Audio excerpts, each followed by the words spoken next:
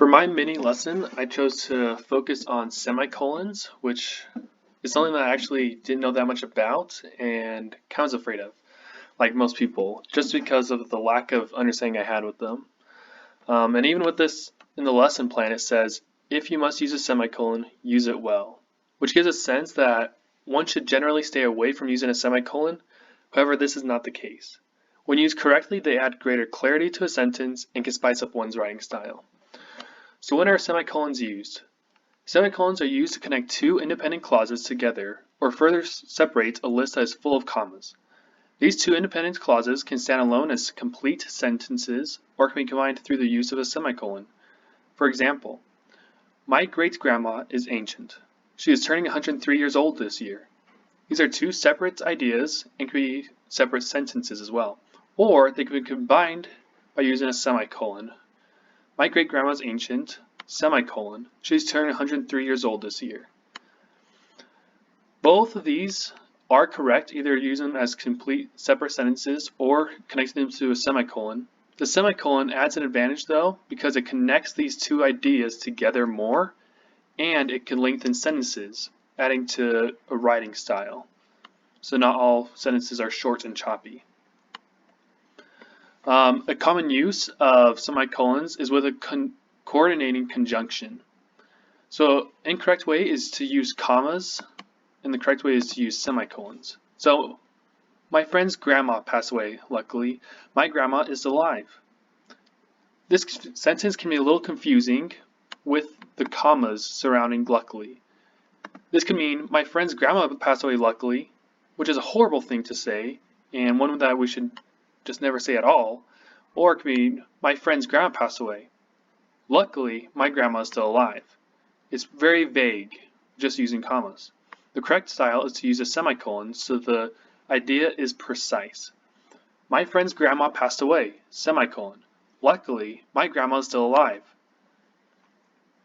Another use is with a conjunctive adverb.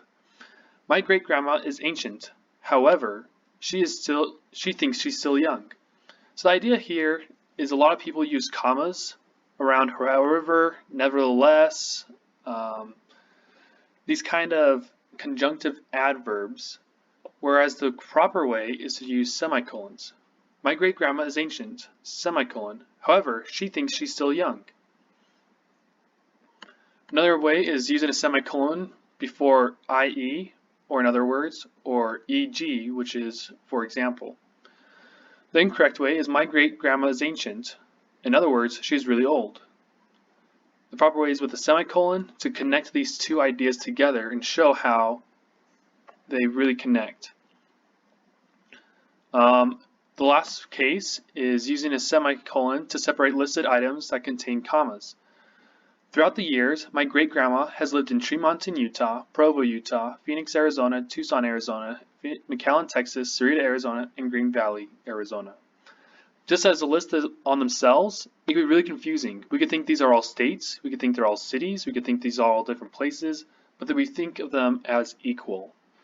Whereas, if we use semicolons, there's greater clarity to the distinction between the places. We know that this is Tremonton as in a city, and then Utah as a state, separated by a comma, and then the next city and state. Throughout the years, my great-grandma has lived in Tremonton, Utah, Provo, Utah, Phoenix, Arizona, Tucson, Arizona, McAllen, Texas, Cerrito, Arizona, and Green Valley, Arizona. The semicolons here give greater clarity to what the speaker is actually saying by separating the city and state, by putting semicolons, adding semicolons and not just using commas. One of the most frequent misuse of semicolons that I've seen so far is using commas instead.